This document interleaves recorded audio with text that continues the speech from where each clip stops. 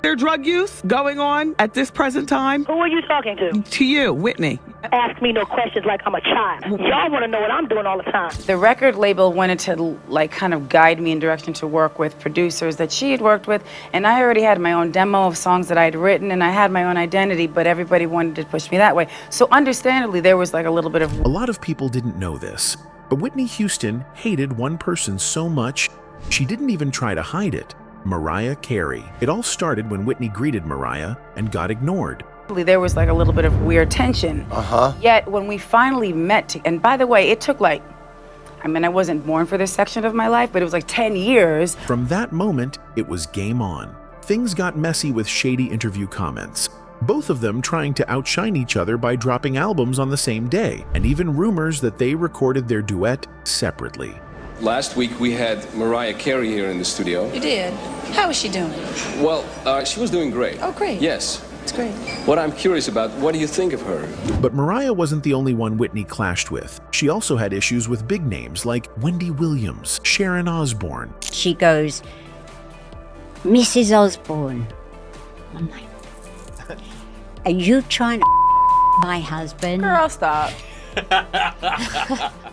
I'm like, Stacy Francis, and more. Sometimes it's very, very hateful, and I just think, I wish they knew the story, and I wish they knew me as a person, and then it wouldn't be that hateful, you know what I mean? So why was Whitney so angry with half the industry? Let's find out. So most people were not aware of the feud she had with Maria until BB Winans, Whitney's close friend, shared a story that surprised many fans. It was about a moment at the American Music Awards when Whitney met Mariah Carey for the first time. BB said that Whitney was excited to meet Mariah. She liked her voice and even said, "Good Lord, she can sing." Whitney didn't feel jealous.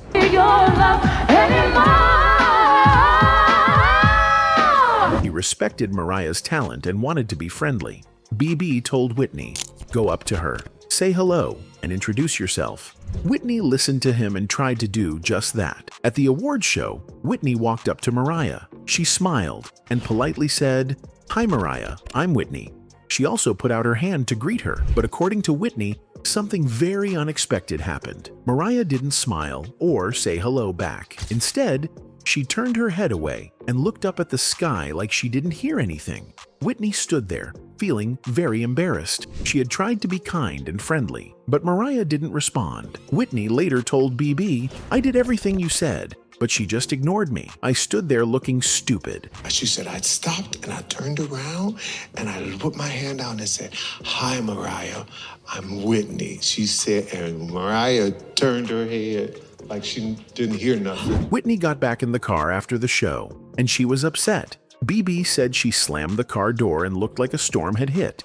She was angry and embarrassed. She told BB that she would never follow his advice again. She felt hurt because she had made an effort, but Mariah had not been kind in return. BB could see that Whitney was really bothered by what had happened. It was not just a small moment to her, it really stayed with her. Whitney said, and the jersey inside of me? Yes, Jersey. She said the Excuse me? She said the jersey inside of me said, "Grab her hair." BB said he was glad that the media didn't see the moment, because it would have made headlines. Whitney was also thankful that no reporters saw it. She said, "Thank God the media didn't see this." She didn't want the public to know that she had been embarrassed like that. Whitney had a big image to protect, and something like this could have made her look weak, even though she was a superstar. Moments like this made her feel just like anyone else, hurt and embarrassed. And so we're walking, and then she catches up, and she pushes me in the back, and I hear, she said, "Walk fast, walk fast." I was like, "Walk fast." Even though this meeting went badly, Whitney still respected Mariah's voice. She said, Mariah could really sing. The problem was not with her talent. It was just the way she acted in that moment. Maybe Mariah didn't mean to be rude, but it came across that way. For years, Whitney and Mariah didn't get along after that.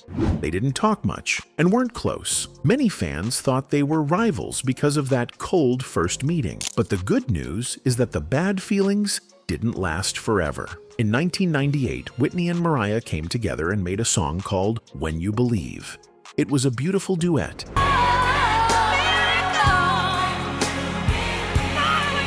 They sang it for the movie The Prince of Egypt. A story for our time. Look at your life through heaven's eyes. A celebration of the human spirit. Moment showed the world that they could work together and respect each other. Even though their first meeting was awkward, they moved past it. That song helped heal the tension and showed two great voices singing as one. Now, both Whitney Houston and Mariah Carey had powerful voices, but people often compare them. This made it hard for them to just enjoy their careers. The media, fans, and even other artists talked about them like they were fighting for the top spot. It wasn't always true, but the stories made it seem like they had a real feud. One moment in a European interview made things even worse. When someone asked Whitney what she thought of Mariah, she replied, "What do I think of her? I don't think of her." That short sentence shocked many people. Even though Whitney later said Mariah was a good singer, most people remembered only the first part. It sounded like she didn't care about Mariah at all. The comment felt cold to many fans and reporters. People thought Whitney was trying to insult Mariah or make her seem unimportant. The press quickly started writing stories about a fight between the two. And because both women were famous and successful, the media loved pushing the idea that they were enemies. The truth behind the comment might have been more about the pressure both singers were under, not about hate. When Mariah released her hit song, One Sweet Day with Boyz II Men, it became a big success. It reached #1 on the charts and stayed there for weeks.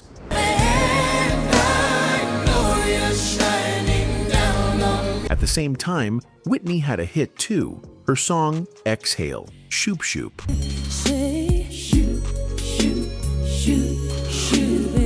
But Mariah's song replaced Whitney's at #1.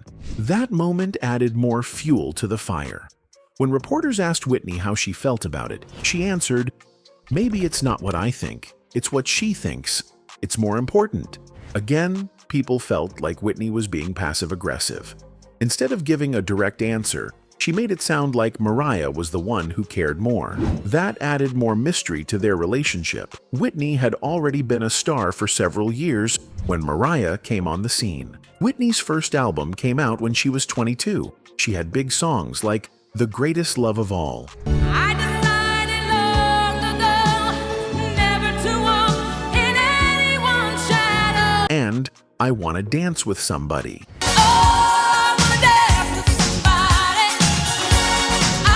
She was already winning awards and breaking records. So when Mariah released her first album in 1990 at the age of 20, everyone started comparing the two. Mariah's album did incredibly well, selling 15 million copies around the world. At the same time, Whitney released her third album, I'm Your Baby Tonight, which sold 5 million.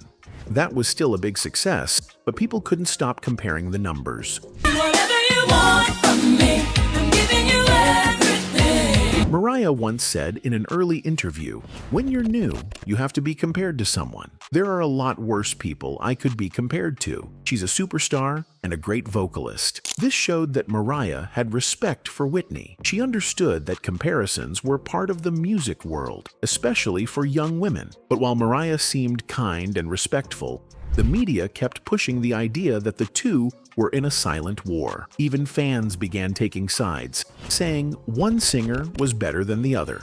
It was like the public wanted there to be a rivalry. As the years went by, the pressure between them seemed to grow. Anytime one of them released a song or an album, people looked to see what the other one was doing. If their music came out at the same time, the media called it a battle. One of the most memorable moments happened at the 1998 MTV Video Music Awards. Whitney and Mariah came on stage from opposite sides, both wearing the exact same brown dress. At first, it seemed like an accident. Mariah joked, "Nice dress." Whitney replied, "You look pretty good too." Then Mariah pulled off part of her dress to make it shorter, and Whitney followed by revealing her version.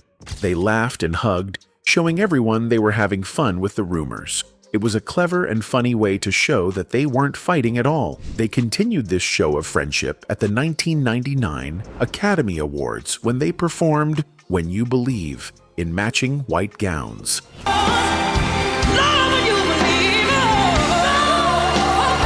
Also in 2009, when Whitney changed her album release date by one day, people noticed that Mariah's album had been delayed a few times around the same period. Some said Whitney was trying to compete with Mariah again, but there was no proof of that. It was just more guessing and comparing. The truth is, sometimes things in the music business change for simple reasons like planning or marketing. But because of their history, people looked for drama. Sadly, in 2012, Whitney Houston passed away suddenly, just before the Grammy Awards.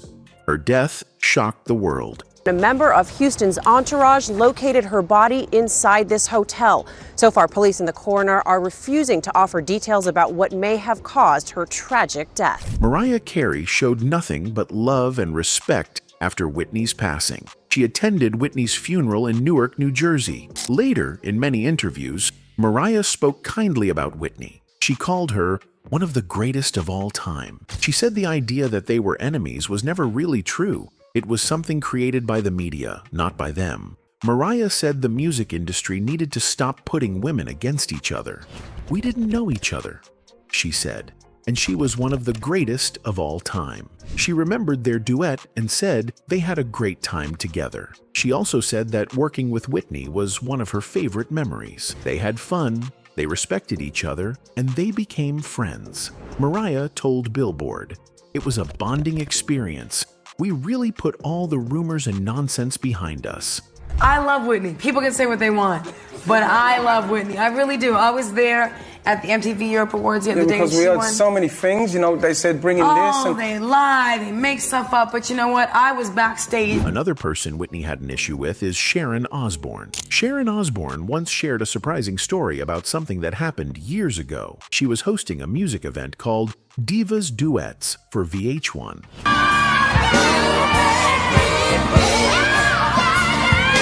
During the sound check, singers were practicing before the show. Whitney Houston was one of the stars performing.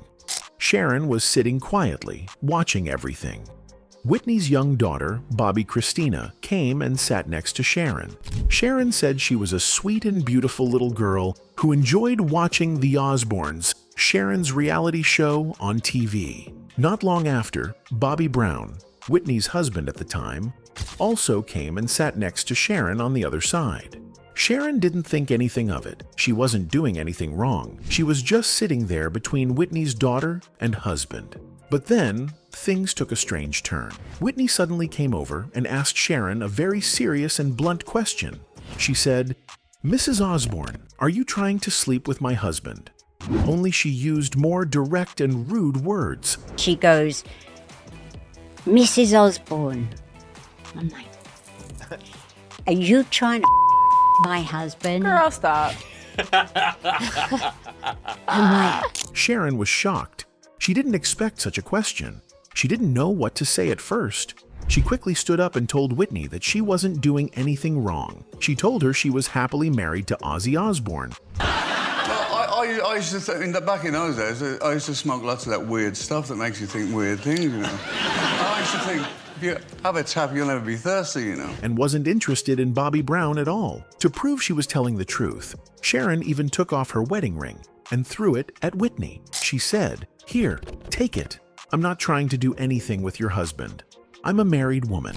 Whitney looked at Sharon for a moment. Then she calmed down. She said, "All right then. Okay." The situation cooled down and the fight didn't go any further. Even though it was an uncomfortable moment, Sharon said that Whitney was not rude afterward. In fact, whenever Sharon saw Whitney after that day, Whitney was always kind and friendly. Sharon told this story many years later on her family's podcast, The Osbournes. She said it was just a misunderstanding. Whitney was very protective of her husband, and maybe she felt insecure that day, but Sharon made it clear she never meant any harm. She respected Whitney and her marriage. It was just one of those awkward moments that can happen in life. Whitney also had some issues with Stacy Francis. In 2012, just 2 days before Whitney Houston passed away, she got into a fight with singer Stacy Francis. Purple rain, purple rain. This happened at a pre-Grammy party. That night was supposed to be fun, but things got out of control. Whitney saw Stacy talking to Ray J. the man Whitney had been in an on and off relationship with. I want to get a little rumor out of the way that I heard. You've been seen around town with Whitney Houston. Now, I know the rumors back in the day that y'all were hanging out. Well, what's the deal right now? We hang. When Whitney saw them together, she got upset. She felt like Stacy was trying to get close to Ray J. Whitney walked up to them and started yelling. People who were there said Whitney told Stacy to stay away from Ray J. It got so heated that the two women started shouting at each other in public. Whitney had been drinking that night, and that may have made things worse. Witnesses said she was holding a drink in her hand and looked very emotional. Some people said she screamed, "This is my man," and called Stacy names.